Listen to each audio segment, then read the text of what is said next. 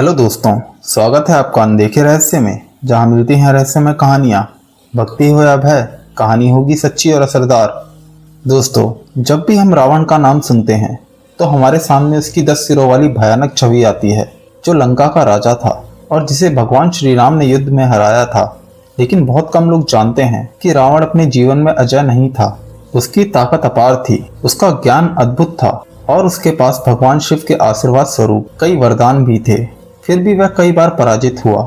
आज हम आपको बताएंगे वो सभी किस्से जब रावण को श्री राम से पहले ही पराजय का स्वाद चखना पड़ा। तो चलिए आरंभ करते हैं इस अद्भुत यात्रा को। सबसे पहले हैहय वंश के महान सम्राट कार्तवीर्य अर्जुन, जिन्हें लोग सहस्त्रबाहु के नाम से भी जानते हैं, वो अपने समय के सबसे शक्तिशाली क्षत्रिय राजा थे। उनके पास 1000 भुजाएं थी और हर भुजा में असाधारण बल। एक बार रावण नर्मदा नदी के किनारे भगवान शिव की आराधना कर रहा था। उसी समय सहस्त्रबाहु अपने सैन्य दल के साथ वहां पहुंचे। रावण और सहस्त्रबाहु के बीच विवाद हुआ और देखते ही देखते दोनों के बीच युद्ध छिड़ गया। रावण ने अपनी समस्त माया और सेना का प्रयोग किया, लेकिन सहस्त्रबाहु अर्जुन ने अकेले ही उसे परास्त कर दिया। कहा जाता है कि सहस्त्रबाहु अर्जुन ने रावण को जीवित पकड़कर अपनी राजधानी महिष्मती ले जाकर कैद कर लिया। रावण कई महीनों तक कारागार में पड़ा रहा। अंततः महर्षि पुलस्त्य, रावण के दादाजी, वहां पहुंचे और सहस्त्रबाहु अर्जुन से प्रार्थना की। सहस्त्रबाहु अर्जुन ने उनका सम्मान करते हुए रावण को मुक्त कर दिया। यह घटना रावण के अहंकार को तोड़ने वाली पहली बड़ी पराजय थी। अब हम बात करेंगे वानरराज बाली की। किष्किंधा का अपराजय वानरराज, जिसके बल की तुलना देवता भी करते थे। ये उस समय की बात है जब राक्षसों का सम्राट रावण अपने अहंकार में डूबकर तीनों लोकों को जीतने निकला था। देवताओं को उसने परास्त किया, असुर उसके आगे झुके, किंतु त्रिलोक विजेता रावण की राह में एक ऐसा योद्धा खड़ा था जिसकी शक्ति का अंदाजा उसे भी नहीं था। रावण अपनी सेना के साथ लंका से निकलकर किष्किंधा की ओर बढ़ा, जहां वानरराज बाली का साम्राज्य था। रावण किष्किंधा पहुंचकर बोला, सुना है किष्किंधा का राजा कोई वानर है। रावण के सामने वानर क्या है, आज मैं इसे अपने चरणों में झुकाऊंगा। परंतु बाली कोई साधारण वानर नहीं था। उसकी शक्ति इतनी प्रचंड थी कि देवता भी उससे भयभीत रहते थे। जब उसने सुना कि रावण उसकी भूमि पर आया है तो बाली बोला, रावण, तूने बहुतों को हराया होगा, पर आज तुझे पता चलेगा ये किष्किंधा है। यहाँ तेरे अहंकार की कोई जगह नहीं। और फिर शुरू हुआ वो युद्ध जिसकी गूंज स्वर तक सुनाई दी। युद्ध आरंभ होते ही बाली ने रावण को पकड़कर अपनी बगल में दबा लिया। रावण लाख कोशिश करता रहा, परंतु वह निकल नहीं पाया। बाली उसे दबोचे हुए पूरे विश्व की परिक्रमा कर आया। समुद्र, हिमालय, कैलाश पर्वत और देवलोक। कहा जाता है कि इस अपमान के बाद रावण ने स्वीकार किया कि बाली से वह कभी जीत नहीं सकता। यही कारण था कि बाद में रावण और बाली के बीच मित्रता स्थापित हो गई। इस घटना ने साबित कर दिया कि चाहे रावण कितना ही शक्तिशाली क्यों ना हो, पर इंद्रपुत्र बाली का बल उसके लिए अजय था। अब हम बात करेंगे भगवान शिव और कैलाश पर्वत की घटना की। रावण भगवान शिव का अनन्य भक्त था, पर उसके भीतर अहंकार भी बहुत था।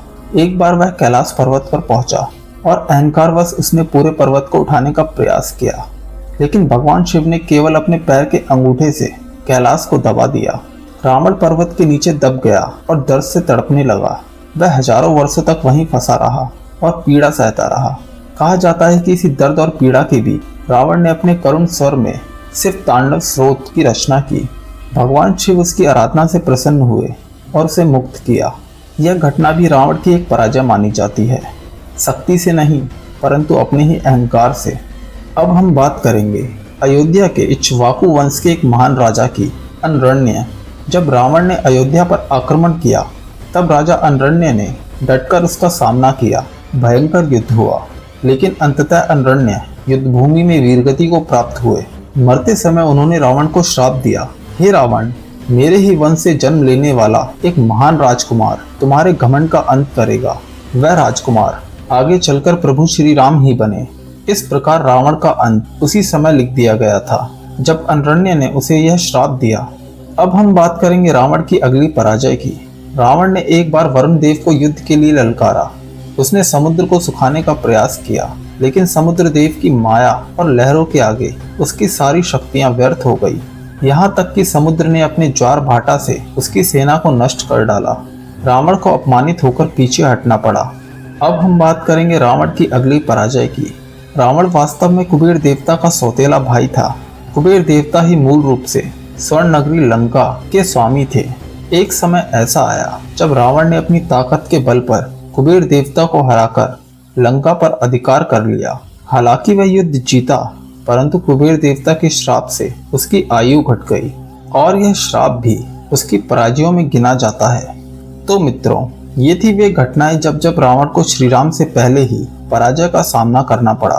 सहस्त्रबाहु अर्जुन ने उसे कैद किया, बाली ने उसे खिलौने की तरह दबोच लिया, भगवान शिव ने उसके अहंकार को कुचल दिया, राजा अनरण्य ने श्राप दिया, वरुण देव और समुद्र ने उसे हराया और कुबेर ने श्राप से उसकी शक्ति कम कर दी।